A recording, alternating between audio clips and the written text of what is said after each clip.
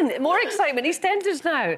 Queen Vic landlady Elaine is due to marry George next week, but she thinks he might still have the hots for ex-wife Cindy. Little does she know, Cindy has actually been sneaking about with George's son Junior, and if that wasn't bad enough, her own ex-husband's lover, drag queen Drew Peacock, yes, has turned up, and frankly, she's been left a bit confused about her marriage, as I am about the storyline. My God! I mean, talk about juicy storylines. She's Harriet. busy. She's busy. She's busy. She's busy.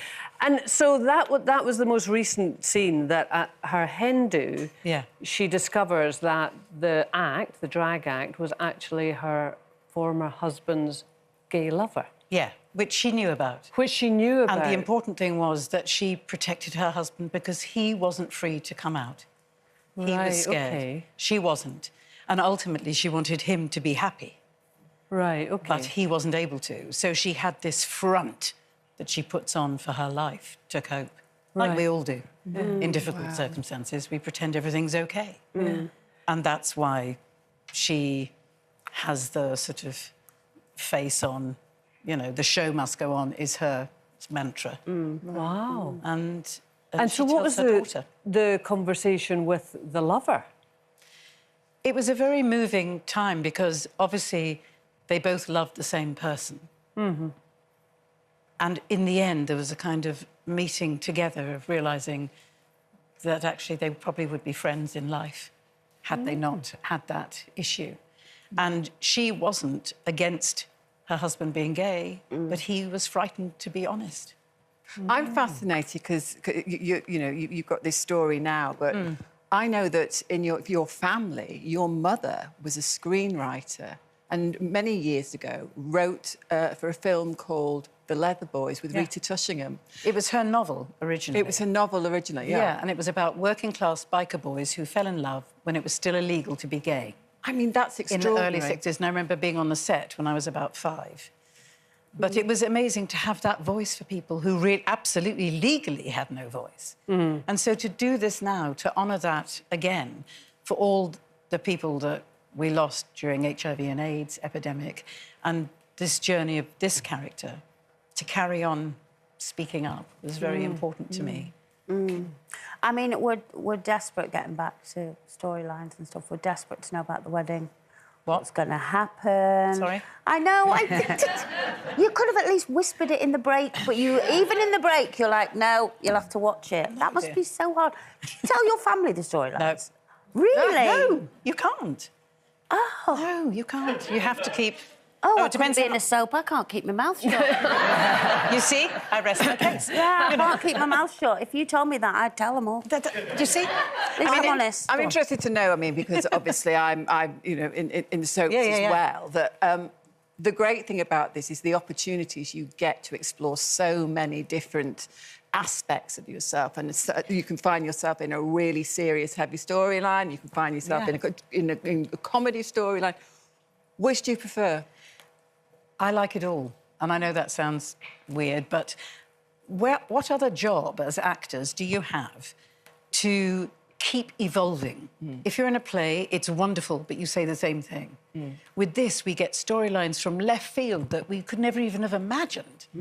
And we get to keep moving forward as a character. And people dismiss soaps, but as I said, whether you're 9 or 90, there is a story for you. I love what you said. I've heard you say that, you know, we're in soap operas and that's where we are doing opera. We are singing our stories out. Absolutely. And you're not sort of larger than life in a way. But you have always played quite larger than life characters, occasionally quite psychotic characters, dare I say. Always. No, I would say, I would honour that. We've both appeared in Ab Fab, though you were in it an awful lot more than me. I was only in one episode. And that was the sort of comedy element of it. But how much do you think there is a part of you in each of those characters, or how much, and how much do you think people are seeing a part of you that you either don't or do recognise? But there's an element, isn't there, of everything we play that we identify with. We don't have to, you know, if I'm in Shakespeare, I'm an old tart or a wicked queen, you know, but I don't have to have done any of those things to understand feelings. And it's the feelings that you get from your own life, from difficult times, that you draw on, but manifest because somebody else has written a voice and a person. And also, you were kind of born into this profession. also, weren't you? Your parents, your mum, you said, you're right, your father also. And you were taken off to LA when you were very young, which at that time must have been like a different world from the UK. Well, it was. My sister and I, who's also an actress, Matilda Thorpe, we were little children at a normal state primary school where, you remember the food? It was all kind of grey. Yeah. Yeah. Still is. Memories, yeah. And suddenly I was in Beverly Hills, and, we went to school, and they had an ice cream machine, and they had pizza and, chocolate milk. In the school? Yeah. And you used to get... Now she's interested. You see? Now I want to go to school. Inspired, I think, to become an actress as a result of the time you spent waitressing in Joe Allen's, which was a total, institution in the theatre world, wasn't it? Is it still open? Joe Allen's is still open. And describe what it was like in its heyday, which it was the only restaurant. It's one in New York, and then one opened in London. And every single theatrical film star musician came to Joe's because it was like a kind of cafe where everyone, you just had... there's burger and chips on the menu if you know. It's not on the menu, but if you know, you know. And I served Tennessee Williams chili. Wow. I mean, everyone was... Danny LaRue was in there everyone was there. It was the most... Diana Ross was in there. I mean, everyone was there. And I was a waitress. I was about, I think, 19. And, it just opened in the 70s. I'm only 35, I don't know. I know. We're all I know. Stories. Our dreams. Well, listen, it's been lovely to have you here, Harry. It really has. And, of course, EastEnders tonight, 7:30, BBC One, and you can also find it on the iPlayer. Big round of applause for Harriet Thorpe.